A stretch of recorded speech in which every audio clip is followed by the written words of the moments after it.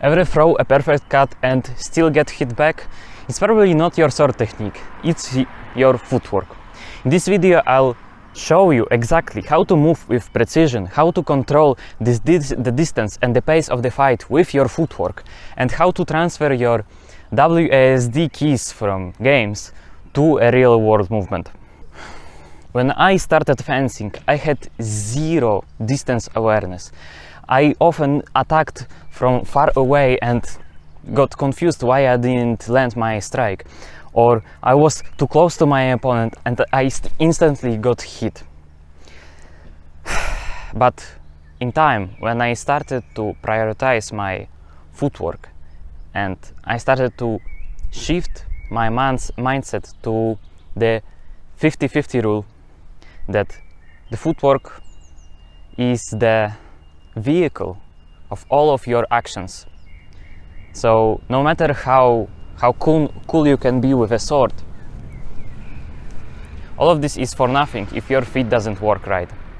So in time, when I started to train them properly, I started to gain awareness of controlling the fight with a distance alone. I used to think that walking or running footwork was enough, but I was completely wrong. When I started training my footwork properly, all of a sudden I started to perfectly control my pace in a fight. Prioritizing my footwork gave me the mental capacity to stay calm in a fight, when even in hard situations. If I saw my opponent coming at me with full speed, I know what I had to do. I had to retreat back, to block, or riposte even. Today I'll teach you two essential footwork patterns that you can use in historical fencing, and the exact common mistakes that everyone does at the beginning. Yo, my name is Michael Kozin, and my mission is to help young guys to start their own historical fencing journey and stop their video games addictions forever. Why footwork is the foundation of every fight. Good footwork means good distance. Good distance wins fights. I had to learn this the hard way. In my first few sparring sessions, I tried to attack my opponent from far away, and I didn't land my strikes. If I got too close to my opponent hit me back instantly. If you're too far in your fight, your attack won't land. If you're too close, your opponent will immediately hit you back. Even if your opponent is stronger than you, you can easily win the exchange with smarter and quicker footwork than him.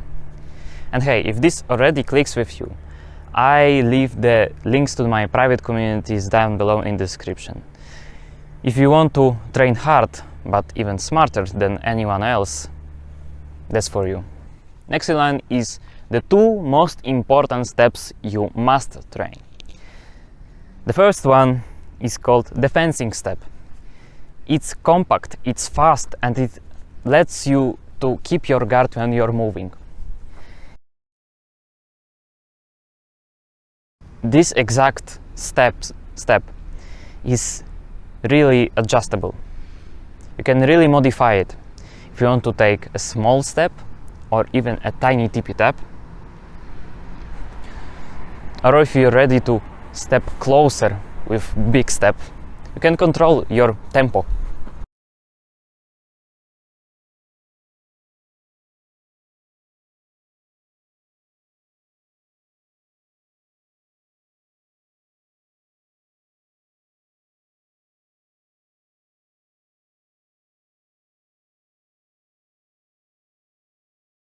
You can go slower, or you can go fast.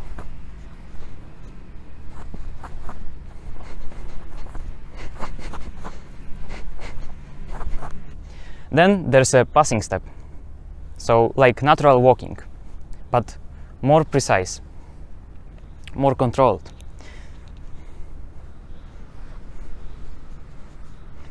When you're walking, try to do it slowly and with control.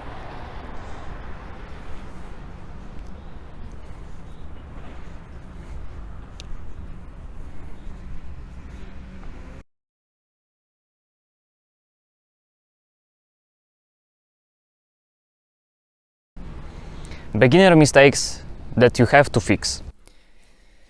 Okay, so mistake number one, the most important one of them all, is not training footwork at all.